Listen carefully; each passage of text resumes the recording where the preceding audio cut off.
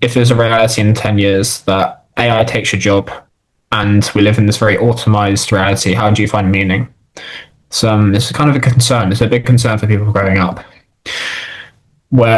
And so what I mean by this is, well, everything's very automized, and so Automated. automated. So yeah, productivity is ultra like hyper high because I if I work in if I work in the factory, I've got a robot to do and carry whatever materials, and then the worker doesn't need. I don't need the worker anymore, and then I'm able to make that robot faster at carrying materials, stronger, and can carry more. And now it's better than a human, and then I get more of them, and now suddenly the whole factory's run by robots. So that leaves a lot of people without jobs, and then there's talk about a UBI, universal basic income, coming in, where because those people don't have jobs, they have to be given a basic income to live by the government, which is to replace the increase. So the question that comes from me is, if you don't have meaning by your job anymore, what are the other ways to get meaning? So then I thought, well, relationships is one, having kids is one, but also going out and playing a competitive sport would be one. Maybe building a. I've got a friend at the moment that's building a boat, and he's built it from scratch, not for any monetary value, but he bought it for like £1, and he did the whole deck up, and he's fixed the ship up one by one, and he's out sailing later this month. That's one.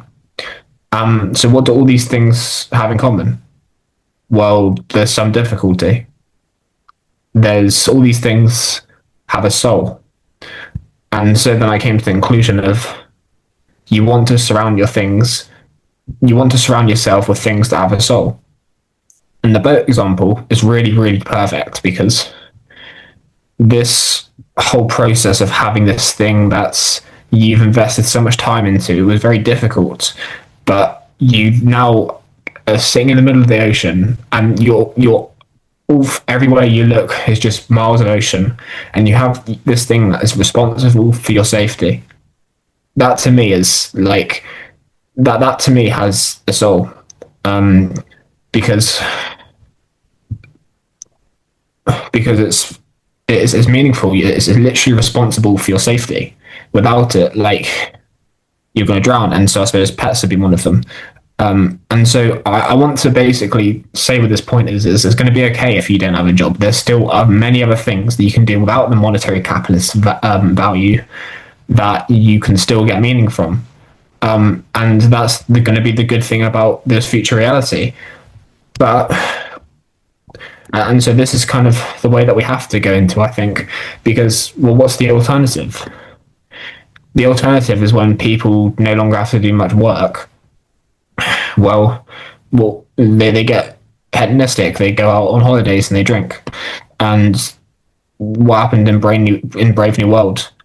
Well, there's the big scene where, you know, the kids grow up and they're taught basically that anything has a soul is painful and it's taken away. Books are taken away. Nature's been taught as is dangerous, and they're just left to consume soma. And this is basically what we don't want to go into. And so, yeah, it really needs to have difficulty. It needs to be in the middle between chaos and order, because things are going to become easier. So we have to find kind of new ways of making them difficult in a way. And I mean, maybe I think there is more to this, because yeah, maybe I have my thoughts there actually. Yeah, I think we're on very, very similar lines with this, and maybe because it's a very relevant thought in my mind at the moment. But I just think we're gonna be going into a world where we're gonna need a big shift from a left hemisphere way of seeing life to a right hemisphere way of seeing life. or to put it in like a phrase and a wording that my mum uses often, I resonate a lot with. We're going to have to see ourselves as more of a human being than a human doing, right? Our life is a lot these days about what we do, like functioning, like our job. Like we show up to this place, we carry out our to do list. The day like is done, we're kind of mechanistic in that way, and those jobs are likely, yes, to be automated.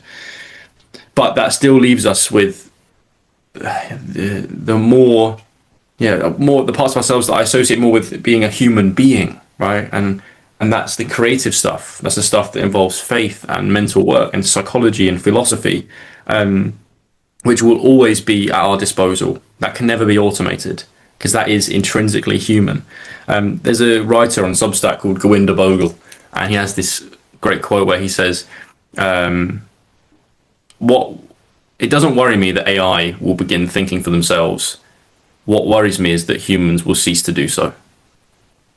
Right? We will stop thinking for ourselves. We will stop being creative. We will stop becoming. Right? We will stop changing and evolving, and we will just give ourselves up to the automated world."